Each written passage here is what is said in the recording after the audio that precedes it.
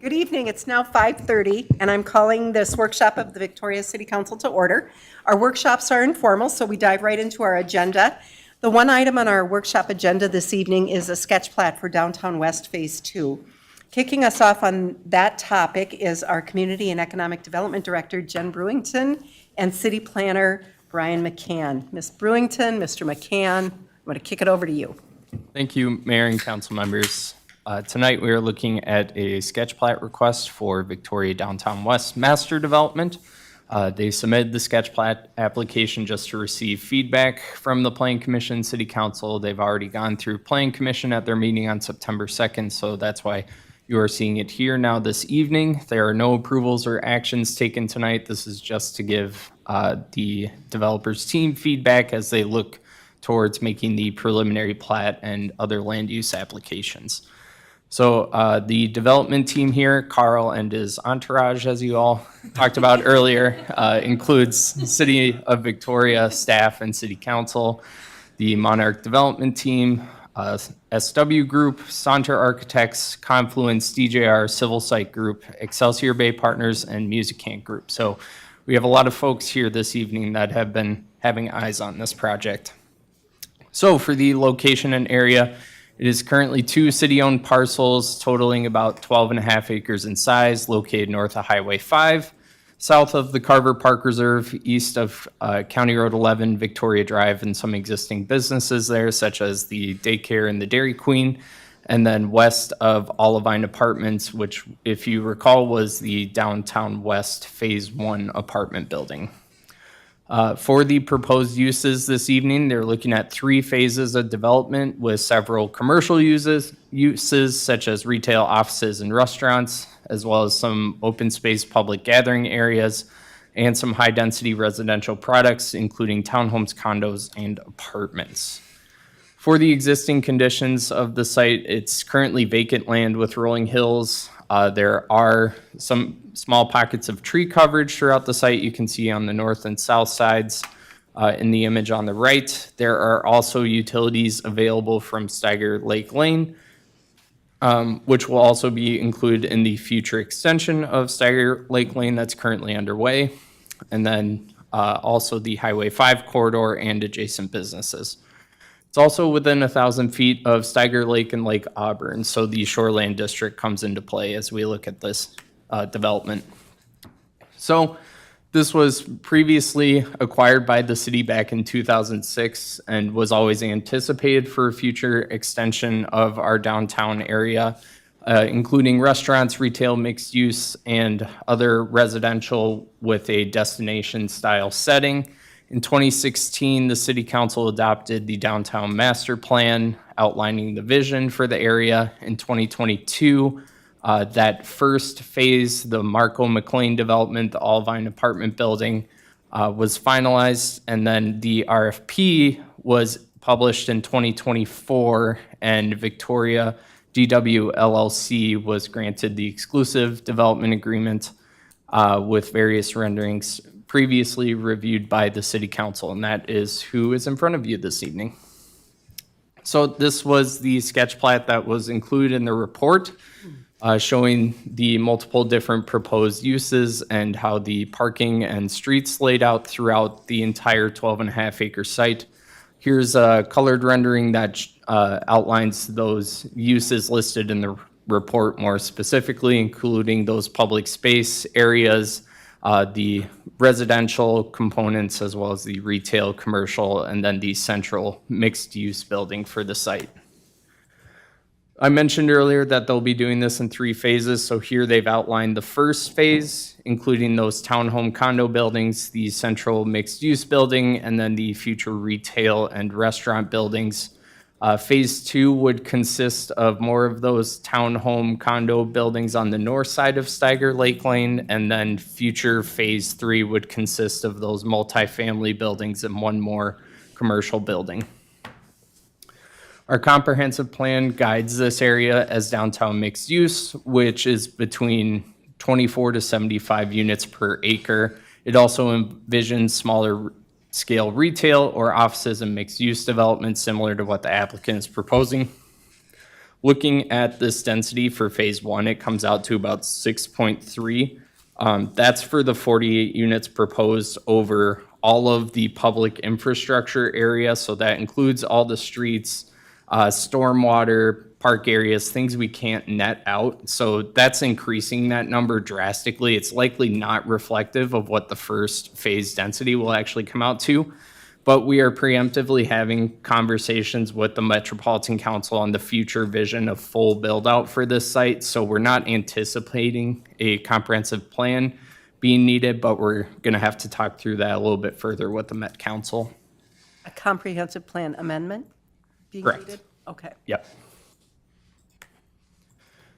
Then for zoning, it is currently zoned central business district, which allows the types of uses that they're proposing, including high-density residential, commercial, and mixed-use buildings. Some of those may require conditional use permits, depending on the types of uses that come in, as well as any potential amenities for residential. So if they have like a swimming pool on the top deck, that's something that per our code would require an additional conditional use permit. So that's something that we'll just have to take a closer look at in the future. And then our central business district does not have any bulk standards, so zero lot line setbacks. That's apparent throughout all of the proposed buildings that they've shown in their plan. So the only standard that really comes into play is that maximum height of 50 feet. Most structures do appear to be compliant with that in their plan. In the off chance that any of them do exceed 50 feet, we also allow a height extension through a conditional use permit as well. Then for the streets, they are proposing multiple access points from Steiger Lake Lane. So that's the extension coming up through the site and connecting to County Road 11 on the north roundabout here. The green areas are their proposed access points from that street. They're also proposing 2 access points from Highway 5. The first one here on the right highlighted in red would just be an entrance only, off-ramp style basically from Highway 5. And then the purple area shown here is a proposed right in, right out from Highway 5. For the pedestrian connections, they are showing sidewalks throughout the site. As you can see in the blue, they're scattered everywhere, so there's lots of connectivity throughout the entire master development. They're also proposing a regional trail connection here, stemming off from Highway 5's trail, which would run through the south side of this master development and connect to the trail along the south side of Steiger Lake Lane. For the parking, there's a total of 196 surface parking stalls shown. Based on the retail and commercial that was looked at, we are estimating about 188 parking stalls being necessary for those retail and commercial uses. There's also additional parking that is anticipated being allowed on Steiger Lake Lane, which would bump those surface stall lots up. But then also for the residential, we're anticipating that underground parking will be available to the residents. So overall, we anticipate this to meet our parking requirements, but we'll take a closer look at that with future submittals as well. For the landscaping and tree preservation, our central business district is pretty light on our landscaping standards because we want to promote that downtown connectivity. So they still need to incorporate boulevard trees and foundation plantings, but they are exempt from open space and minimum planting requirements. And I mentioned there are pockets of tree coverage on the site currently, so whatever they remove, if it's anything over 20% removal, they'll have to mitigate that with additional trees throughout the site. So we'll take a closer look at that as well. And then I mentioned it's within 1,000 feet of Steiger Lake and Lake Auburn, which are both recreational development lakes in our zoning code, requiring a 150-foot ordinary high water line setback. All those buildings that were proposed in the sketch plat meet that standard, and then a maximum impervious of 80%. So that's another one we'll take a closer look at, but based on the renderings, we anticipate that would be met as well. And then as part of the shoreland, there is a RSPUD process, which is a residential shoreline planned unit development. This is required for any structure that has more than 4 units, 4 residential units in it. What the applicant would have to do then is provide a tier analysis outlining a maximum number of units that would be allowed with the development. We did build in an exception for that 2 years ago, if you recall, a shoreline ordinance that we went through with the DNR. Based on 3 criteria, an exemption would be possible for this development. They're not providing any riparian access for the development. It's also consistent with the density range in the comprehensive plan at full build-out, and then the development is consistent with the other requirements of the shoreland district. So we are anticipating an exemption to this standard if they move forward. And then for signage, lighting, and architecture, the signage and lighting we'll look at closer with some more details at preliminary plat, but from what we can tell on the architecture, they appear to meet the central business district design standards, including altered building variations, roof designs, enhanced entries, and high-quality exterior materials. So here in the upper right are a couple examples of the restaurant and retail sites being proposed with the development. Here's the mixed-use building, and then these are the townhome condo units. So here are a few additional renderings of those townhome condo units. You can see a lot of brick and altered variations in the facades, as well as some balconies. And then for the mixed-use building, they have the ground floor tenants and then the additional high density on the upper levels. And then once again, here, there are just a couple different renderings of the proposed retail spaces. And then here are some overhead renderings of that Main Street extension that we've talked about previously. So highlighting all of the commercial, restaurant, retail spaces throughout this strip for those 4 buildings and the on-street parking available. So when looking at parkland dedication, we aren't for sure on what that number will be yet, since it's based on residential units and size of commercial developments. So we don't have all that information available yet, but we do know that there is a formula set in code that we'll use as these developments move through the phases. Commercial projects, though, are exempt if they are less than 1 acre in size, so expect that to come up as we start talking about parkland dedication in the future. But they are proposing a public active plaza here, about 1/3 of an acre in size, and then also the Victoria Community Center shown here. Both of these are potential areas that could be considered for parkland dedication deductions. Here's that community center again. They have 2 retail spaces proposed at the end of it, and then this is just a potential rendering of what the inside could look like. It could be used for event spaces or any other potential uses. I think Jen has a little bit more information on that one if the city council has any questions on what that space could be used for. And then this is the public active plaza, some renderings that were included with the case about potential engagement and activated spaces that could be used for this area. Looking at the grading and stormwater management, it has to meet the MCWD's rules because it's within their jurisdiction, including wetland impacts. Based on the existing conditions out there, we don't expect that to be an issue. And then a new regional stormwater facility would be anticipated with this development to serve everything. That would have to go through additional review and coordination with the city engineering department and the MCWD. And then the site utilities are proposed to extend from that Stagger Lake Lane expansion and then also connect to existing infrastructure serving the adjacent businesses. The Plan Commission reviewed this at their regular meeting on September 2nd. They were generally supportive. They were particularly happy about the proposed uses and the building designs. They did have some general questions regarding the density requirements, the proposed Highway 5 access points, They were also interested in the possibility of incorporating a trail connection to the Carver Park Reserve, additional parking if feasible, and they expressed a desire for a rooftop restaurant and a grocery store as part of this development. So with that, that's all that staff has. Other representatives of the application are in the audience, and I have some general questions to help guide discussion if needed. Very good. Thank you so much, Mr. McCann. Ms. Brewington, anything additional that you would like to add? Yes, Mayor, members of the council, I just wanted to share some notes that we have been talking internally about that community space and that community building that we are proposing and Carl's team is proposing.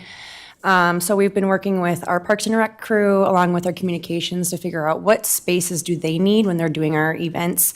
So looking at some storage space, Brian mentioned hosting events of groups up to 150 people. We could do pop-up shops, we could do craft fairs, things like that. So really trying to be flexible with the space, not only just the users, but the functionality of the building. So is it roll-up doors, public bathrooms, water fountains, things like that, that the public can access throughout the day. We're also looking to using the site as a additional polling place in the future. So as you know, we're going to be having more residents living out there. So how can we utilize this facility for that as well? So a lot of exciting things with this space, not defined yet, but we are talking internally on what that could look like and really utilizing the community engagement and surveys that we've used in the past too. Very good. Thank you.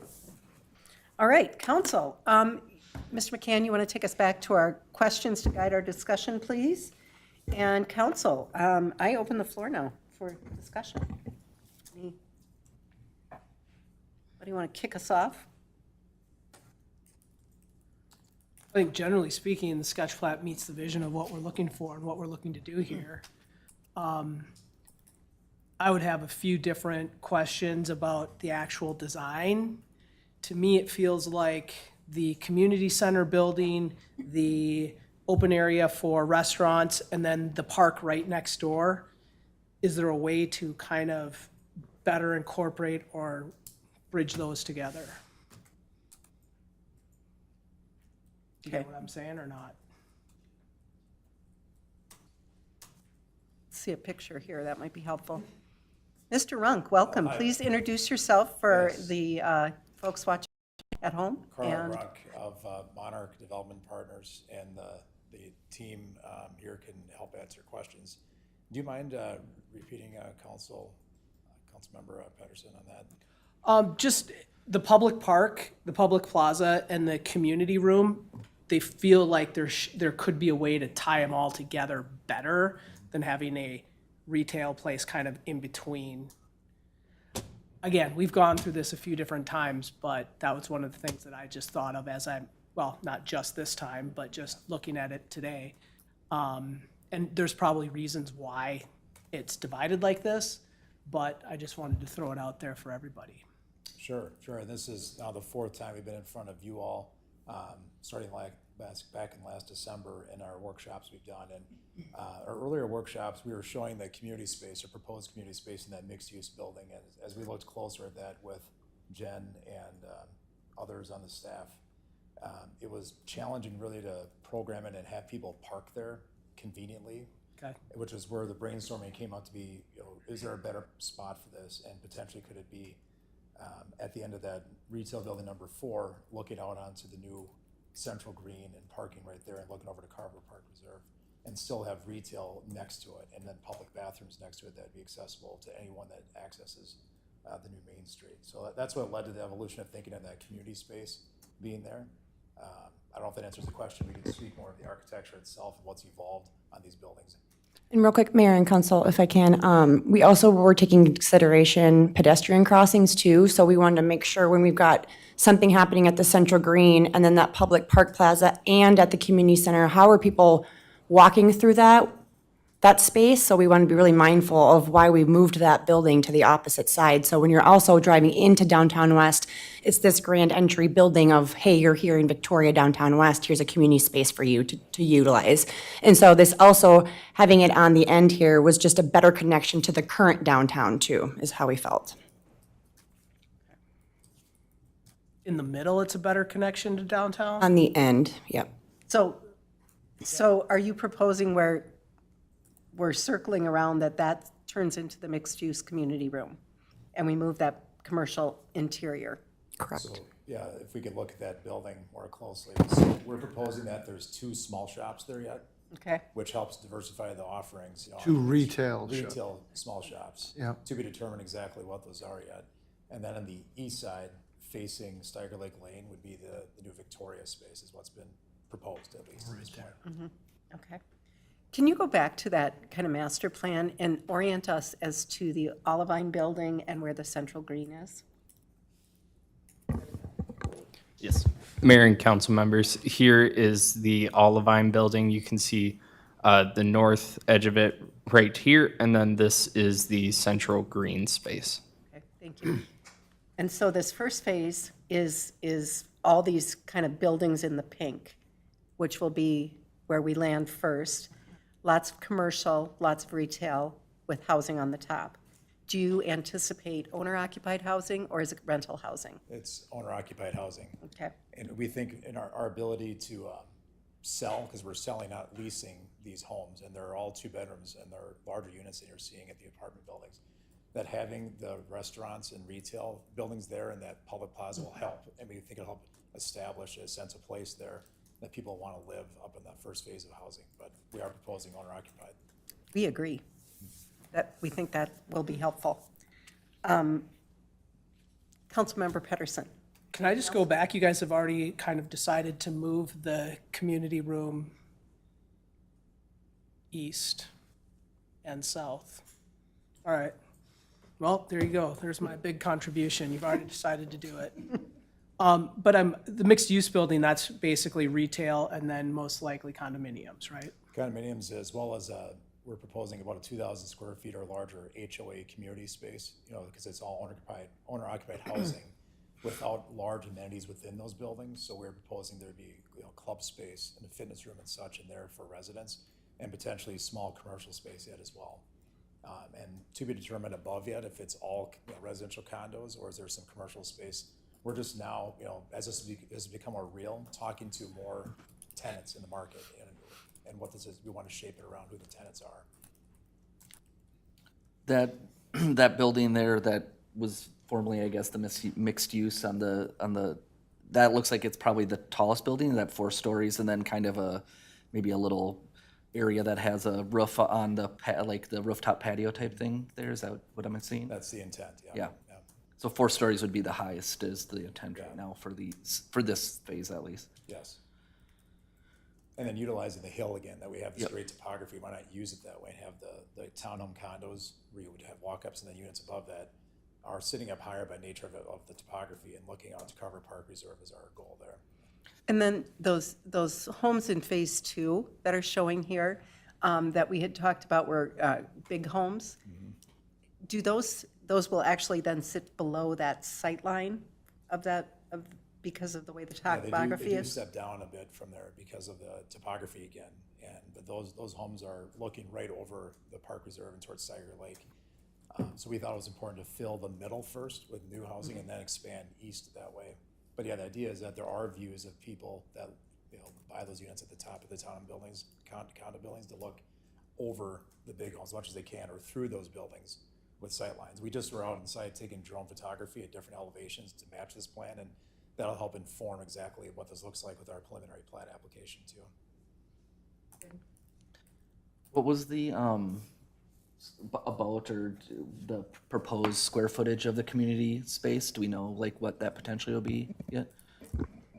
Yeah, Mayor and Council, we were talking about 2,000 to 2,500 square feet, roughly. What, for reference point, what would Lions Pavilion be? Do we know? We don't. I was just curious, like for It's just much smaller. You think this is bigger? Yes, yes. How does this compare to like the community rooms that are over at the rec center? The community rooms that are the rec center, this would be definitely a lot different, I would say. More movable space, more movable furniture, movable walls, possibly more AV options. I'm not sure if any of you are familiar with the Paradise Commons facility that was just built in Waconia this last year. That space is pretty similar to about 2,200 square feet. So thinking about that, and that includes like a small kitchen area, some storage space, office space. So just for reference, if you've been to that building, that footprint's about similar. And then this is the space you were talking about doing like rolling doors or garage doors or leaving some of that flexibility there. Correct. Which I think that's a great idea. It just makes the space so much more usable from outside to inside. I've got a question on the outside public space too.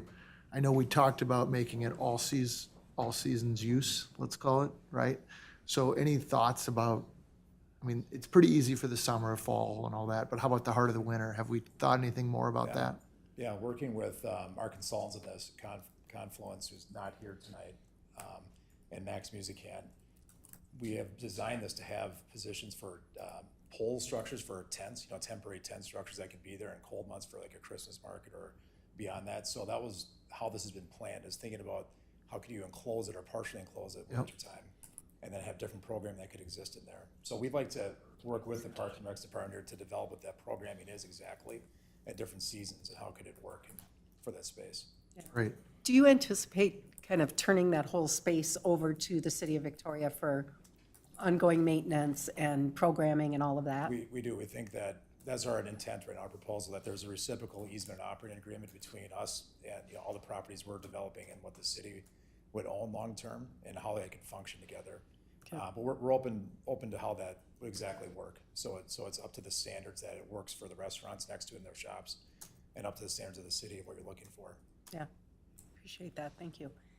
I want to take a look at that trail connection as well. Before we jump to that, Yep. according to the internet, the Lions Park Pavilion's 3,200 square feet.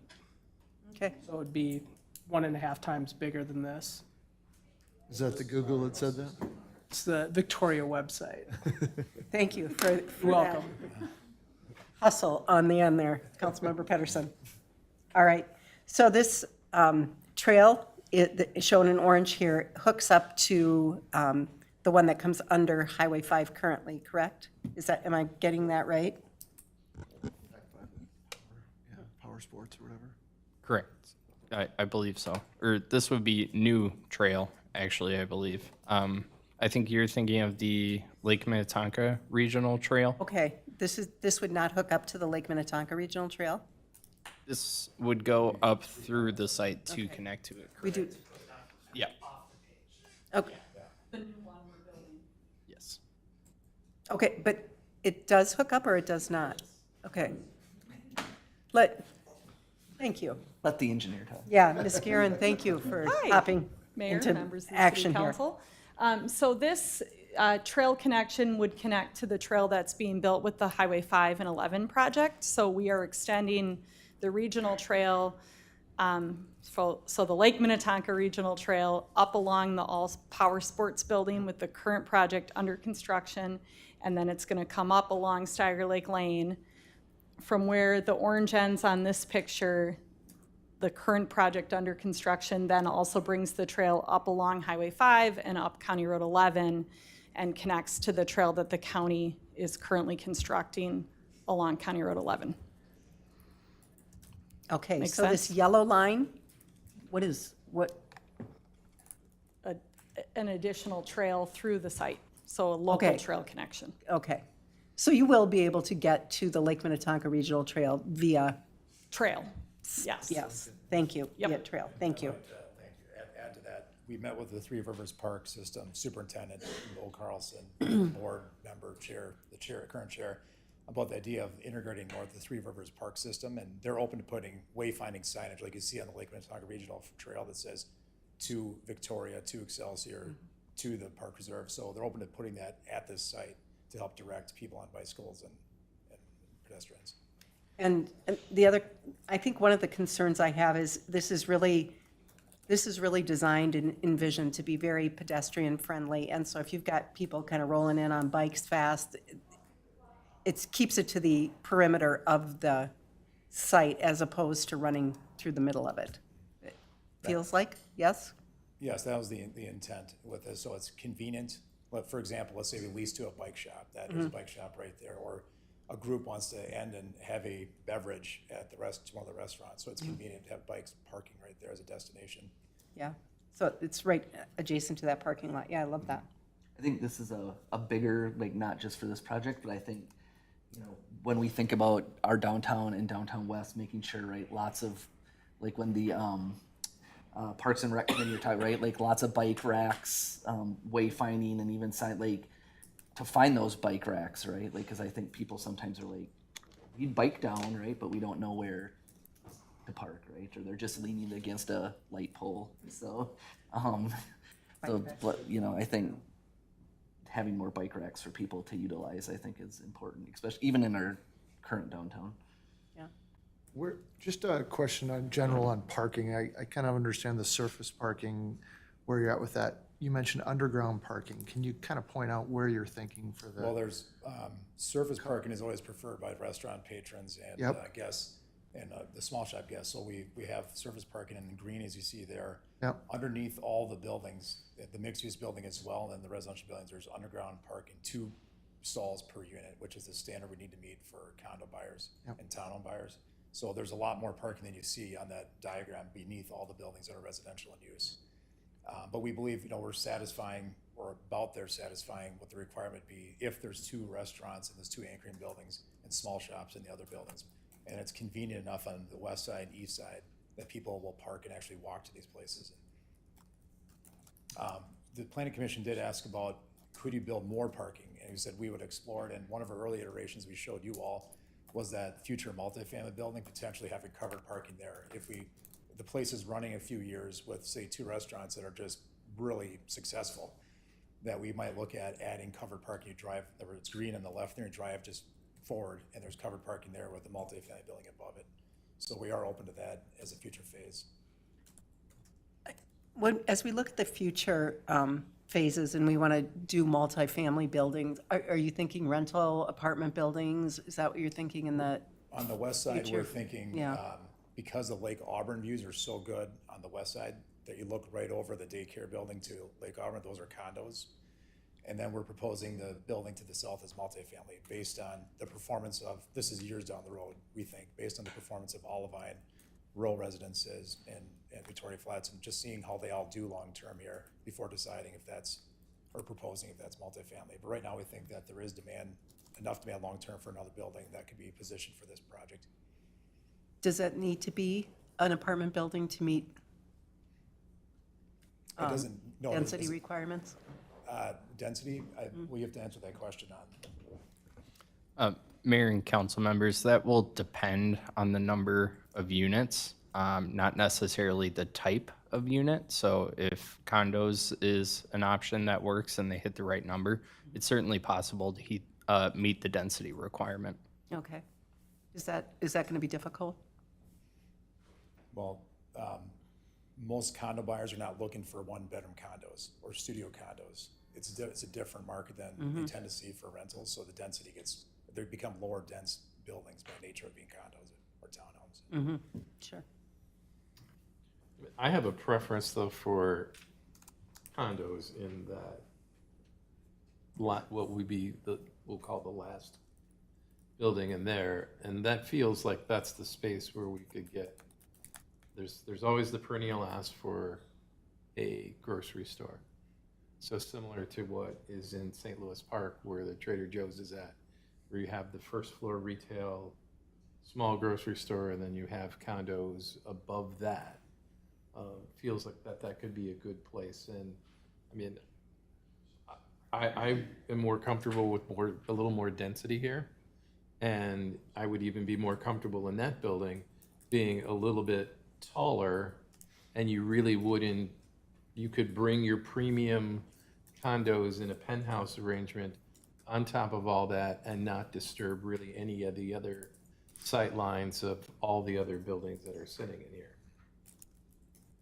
Yeah, because we're phasing this, we're gonna learn a lot along the Sure. way, where demand is, and on retail too. And being able to come back to you after a couple of years here, we would know more to give you an update that we could do a Trader Joe's type, if there wasn't, interest, for example. We by need grocery interest, like of course, yeah. Right, at this time, early on our discussions, there's not been, or if there is an interest grocer, it would just take up really a lot of the site with a giant surface parking lot and a big box. And there's also the new McAthun's open just a few miles north of here now, in Minnetrista, to consider, as far as competition nearby. So do you have a sense as to how deep you could go with parking in that structure?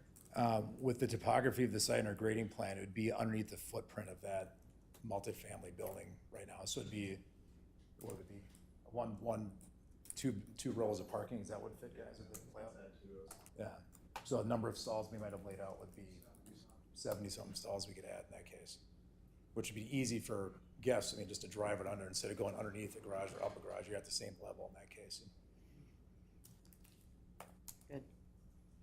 And then just really quick on feedback on sidewalks, if we could bring that back up. It looks great. I'd say that a weakness I'd see is along the very western edge of for phase 3, that parking lot. In order to get to the other phase 3 large multi-unit condo building, you'd have to go to the east, jog northwest, and then head west just to get to that building. Is there an ability for where it looks like there's the ramp going underground into that main building, that there can be some sort of sidewalk in there? Yes, right now we have more of a ceremonial stairs and pathway where the blue line is connecting to the active plaza. Okay. But we haven't developed those future phases that much, but I agree with your comment that it'd be, if you live in the, let's say, condo building looking at Lake Auburn, it'd be more direct path to go down that way. Okay, great. Thanks, Carl. All right. Council, other feedback? Other feedback, I feel like there's enough park space in here between what we can name the Half Moon up in the center part, and then with the green, and then the multi-lawn space. It feels like we certainly have a fair amount of recreational space in here. Vis-a-vis when you look at what we have downtown currently today. We only just have this one slice here, and then,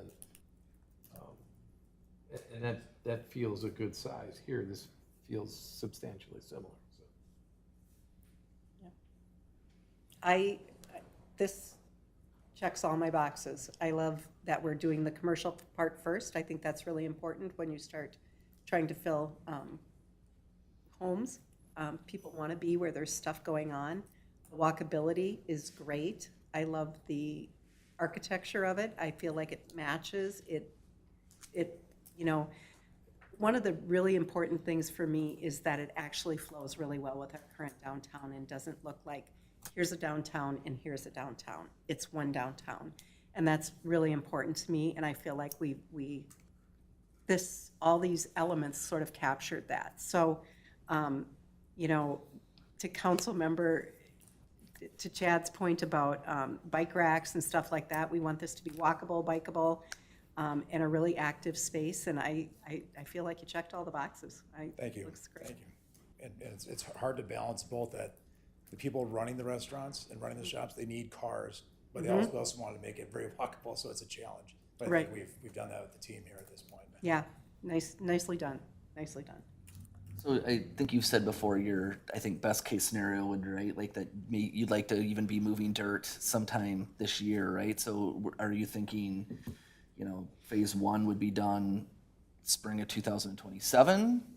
And then would you start phase 2 right after that, depending obviously on Yes, how things go? Our ambition really is to be in front of you with preliminary plat already in November, if we could hit that timeline, and work with you on an early start agreement is what we've asked staff to start doing mass grading this winter in December before it gets really frozen out there, and let the dirt settle for spring to do all this site work, because we have to build a city essentially here horizontally first, and then come up with the retail buildings in the spring and summer, and the condo buildings. And we would also like to, we're looking right now in downtown Victoria for space to build a sales gallery for condos, because unlike apartments, we have to actually sign purchase agreements with buyers who trust this is happening, and they want to see the site actually getting built or starting to get built. And we'll build a sales gallery with a simulated condo unit and videos of the drone shots this winter is our goal. So we have, if things go as planned, we really would like to get started already before it's frozen this winter.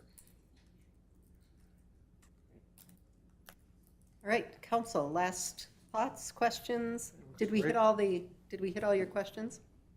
Yes, Mayor. All right, very good. Should, I guess following up on your comments on the community space, should we meet offline as a public-private here again on that? Was that a recommendation here I'm hearing, or to? Maybe, I have one more question on it, because outside of the grocery store, the number one thing Victoria residents want is a water feature. And I'm just wondering if there's a spot where we could incorporate a water feature. We certainly can, as long as it functions. It doesn't. Well, I'm freeze just and trying to thaw. think of where exactly we're gonna put it. And that's where you come in and come up with ideas for me. I mean, if we were, Is a water feature like a water fountain? Well, no, it could be a drinking fountain? swimming pool, a wading pool, Magic water. rain deck, I think is what they're called, and just something along those lines where it's, is it at the community center? Is it north of the green? Is it somewhere else with the other? There's another phase where there's a park on the north end. Maybe there's a water feature there. we had a scheme that had a water feature with this active plaza, because we thought about it more. Kids are gonna get wet, and then they're gonna go into these restaurants, and the restaurant operators are gonna. We were thinking maybe if there's, we agree, but maybe there's a spot like the Central Green, if we work with the city or somewhere that could be here. Well, and at sketch plat's the best time to have this discussion, not at final or even preliminary. So that's where I'm saying, if there's some way we can incorporate, or if it makes sense, or if it doesn't, say, walk away, Pedersen, you have no idea what you're talking about. I can accept that. But it's just one of the things that residents have asked about, and it seems like if there's an opportunity, let's check it out. If there's not, we'll keep trying to pound one in at the rec center sometime. One of the things that I think we really should be cognizant of, and I leave it to you guys and staff to kind of work out timing on this, but as we are building this infrastructure, I mean, we don't want to have a great stage with nowhere for a guitar to plug in, for instance. So I mean, there's some infrastructure things that I think we have to work out. I don't know how specific we have to be about programming at this point in time, but I think we leave it to staff to kind of let us know what the appropriate amount of time is as we start thinking through the very specifics of how we're going to use that space. What does it look like? You know, you mentioned tent poles, where you get a place to anchor a tent. I mean, I think all of that is really great as we start to, as we're building this thing. We want to make sure that we've got that we've kind of thought about all of the things that we might want to do and incorporate those. But I think at this point, is it too soon to be talking about that? No, Probably. We've, our budgets we've submitted to staff include allocations for electricity, for example, so you could plug in speakers. Yeah. A TV screen that could come up for the Vikings game, for example. So we have allocations of that, but we need to work together with you on what exactly this is. Yeah, well, I think and we have a good example, right? Like we have the bandstand down here, so it's like, okay, it works great, but what are those things that we What are wish the we would have gaps? done, yeah, right? if we knew then what we know Yes, now, right? Because it's going to be, obviously it's not going to have the big hill like we do here, but it's going to be, similar spacing and stuff. So. Right, but I mean, I feel like even as we start to look at our future budget, if we're gonna need benches or a grandstand or, a stadium seating, I don't know. We're gonna need to think about that for our future budgets as well. So there's probably a magic point in time when we have those conversations, and we'll just trust that staff will get to us by that magic point in I time. think before preliminary plat or application, it'd be great to talk again with staff about what we're designing exactly, so we have more detail or Yeah. proposing. And, our communications department and our park and rec has been out in the park areas talking about this kind of stuff and their wish list and that sort of thing. So I'm going to take a leap and say some of this probably is pretty well vetted, or the ideas are actually out there already. So we just can how kind of feasible decide. it is. Right, exactly. So, all right, council, any last questions, comments for the team? Thank you for bringing us this beautiful Thank you. development. We're excited about it. It's fun to partner with you all on this. All right, very good. Thank you. All right, there are no further items on our workshop agenda this evening, so I will entertain a motion to adjourn. Motion to adjourn? Second? We have a motion and a second. All in favor signify by saying aye. Aye. Any opposed? Motion carries. We stand adjourned. We will reconvene